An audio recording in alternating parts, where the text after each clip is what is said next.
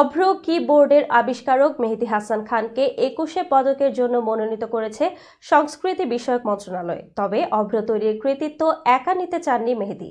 তাই অভ্র তৈরিতে গুরুত্বপূর্ণ ভূমিকা রাখা আরও ৩ জনকেও দলগতভাবে ২১শে পদক দেওয়া হবে।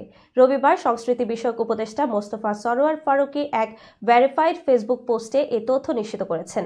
ফারুকী লেখেন, আমরা জানতাম মেহেদী হাসান খান পুরস্কার গ্রহণে আগ্রহী নন। আগেও তাকে প্রস্তাব দেওয়া হয়েছিল, তবে তিনি রাজি হননি।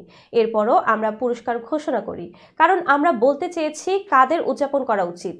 তিনি আরও জানান, শেষ পর্যন্ত মেহেদী পুরস্কার নিতে সম্মত হয়েছেন, তবে তিনি একা কৃতিত্ব নিতে চাননি। তার ৩ সহযোগী রিফাত নবী, তানবিন ইসলাম সিয়াম এবং শাবাব মুস্তাফা, যারা অভ্র তৈরিতে গুরুত্বপূর্ণ ভূমিকা রেখেছেন, তাদের ছাড়া তিনি পুরস্কার নিতে চাননি। ফারুকী আরও লেখেন, আমরা আনন্দের সঙ্গে জানাচ্ছি অভ্রর জন্য এই ৪ জনকেই দলগতভাবে ২১শে পদকে সম্মানিত করার সিদ্ধান্ত নেওয়া হয়েছে। উল্লেখ্য, ময়মনসিংহ মেডিকেল কলেজের ছাত্র থাকা অবস্থায় ২০০৩ সালের বিজয় দিবসে মেহেদী হাসান খান অভ্র কিবোর্ড ডেভেলপ করেন। এটি বিনামূল্যে উন্মুক্ত করে বাংলা লেখার ক্ষেত্রে যুগান্তকারী পরিবর্তন এনেছিলেন তিনি।